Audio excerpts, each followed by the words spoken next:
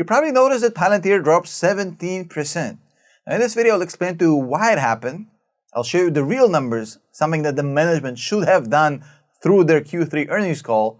I'll show you some of the myths and how they can be easily debunked as far as Palantir's performance. And most importantly, I'll tell you what I think comes next, as well as my price prediction for end of year 2021 and end of quarter one 2022. So much like any insane disaster, a few things needed to happen together to create the perfect storm. And in this case, we got four. We got Cathie Wood selling 2.5 million shares right before earnings. RBC coming out with a completely negative hit job on Palantir, which again, I'm going to break down and completely debunk in just a second. And we have Deutsche Bank initiating a hold at 25 bucks while the share was at 27. So that combined with Shyam Sankar's complete failure of a Q3 earnings call created this massive drop, because these drops tend to have this snowball effect because a lot of people have stop losses on their account. So once the share price started tumbling down, it only got worse. It's like a snowball, and I don't know where it stops, to be honest, but I'm buying the dip like crazy.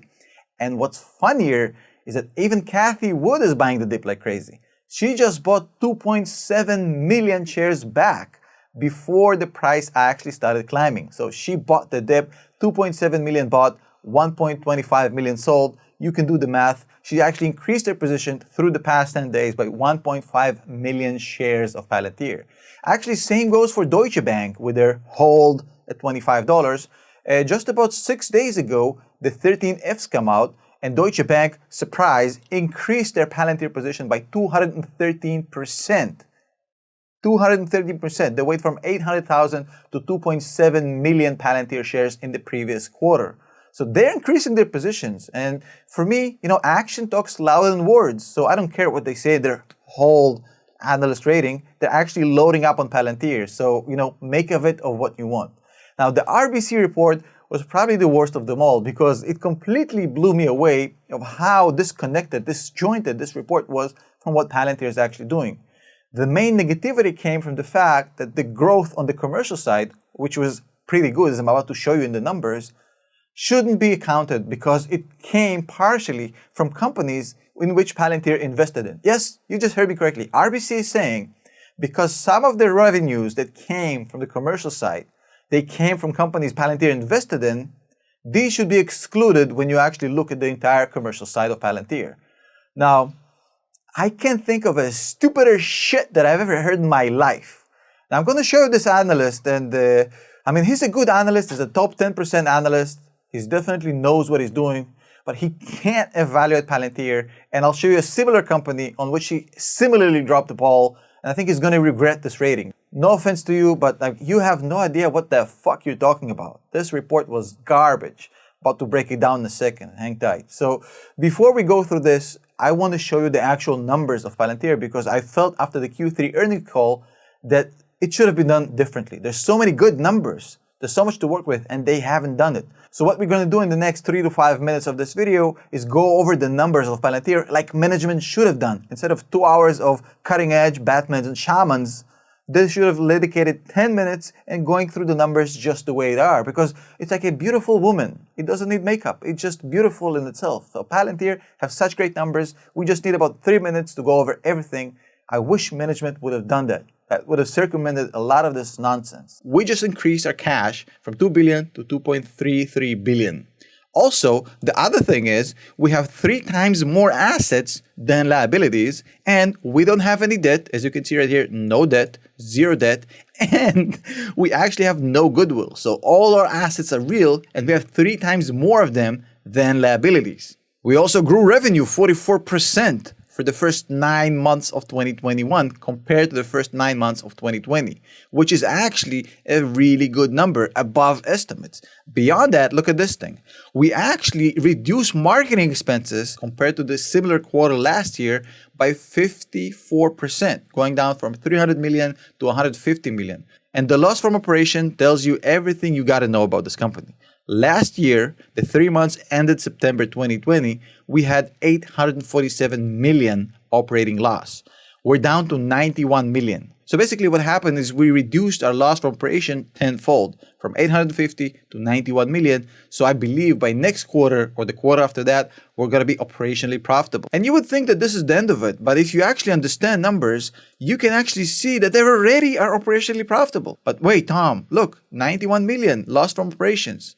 Well, if you scroll down, as I'm about to show you in a second, they actually have 180 million of expenses included here throughout sales and marketing, R&D, G&A, 180 million of stock-based comp, which is not a cash flow item. So in fact, their loss from operation is actually a profit. But hold on a second, talking about SBC, stock-based comp, it's down from 1 billion in the previous 9 months to 600 million in these 9 months. So we just reduced by 40% the SBC, plus in the call, they actually did say, and I give him credit, that Alex Carr pretty much finished exercising all the options that he got 10 years ago. So the Alex Carr dump show is basically over because he already exercised everything, paid taxes, and now we won't have this shit narrative again. Now, if you take a look at this thing right here, this is actually very interesting. And as you remember in the RBC report, they told you that this SPAC is not sustainable because these profits are coming from small companies. But look, if you just analyze the numbers here, you see something really interesting.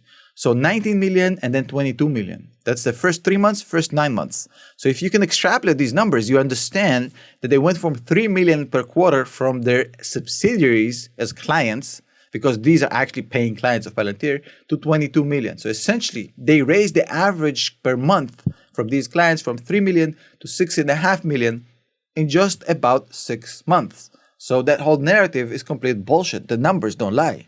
Beyond the fact that the government actually grew 34% this quarter. Look, 34% growth in the government. And if you take a look at the 9 months, they grew 56%. I don't think it's anything to complain about, especially look at the commercial side, grew 37.5% for the past 3 quarters and 28.6% for the 9-month period ahead of that. Now, beyond that, I want you to look at this. The breakdown is actually getting better. Right now, we're at 44% commercial, 56% government. Previous quarter, we had 60-40. So actually, the commercial is increasing, the government is coming down. We're getting closer to that equilibrium point where the commercial is going to take over the government, as I predicted a year ago. It's happening. You can see the numbers. And again, it wasn't communicated in the call. It's a shame. Now, the other thing I want to take a look at here is something, again, that they were asked in the call and did not respond. They dodged this question, and I think they really hurt the company and the share price. Even though the numbers are really good, just answer the freaking question. So somebody asked them about client concentration, and look at this. You can see that they're up from 142 clients to 203 clients, 42% increase. And if you multiply these numbers, the averages, you get the numbers. It's not that complicated. Look, revenue per customer is 7 million. It's unchanged. And clients increased by 42%. So what happens when you don't give discounts and you increase the customers by 42% with the same revenue per client? You get a shit ton of money. Now, I'm going to show in a second exactly how much, but this is the main point of concern that I had.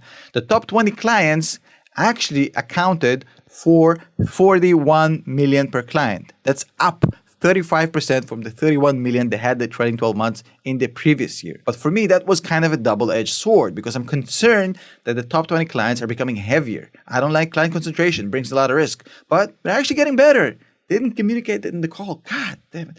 20% clients, the top 20% of clients account for 57.7% of the entire business. Now, in the previous quarter, that was 60%. So they improved it. The quarter before that, it was 64%. So they went down from 64 to 60 to 57% client concentration. And nobody's saying a word about it. I don't understand why. This is really impressive numbers. And now we're getting to the interesting part, which is my price prediction for end of year and end of Q1 next year. So I believe we're going to close out the year at 30 and close out Q1 next year at $35. And I think we're just getting warmed up if you look at 5 and 6 and 7 years forward. Now, as always, I want to give a huge shout out to the channel members and the patrons for supporting the channel. You've been amazing. Thank you so much. You allow me to make these kind of videos, which don't get a lot of views, just to educate people. Thank you so much. If you want to join and support the channel, $5 per month. The link is below in the description section. Go get it. We'd love to see you on the Zoom calls, and I'll see you tomorrow.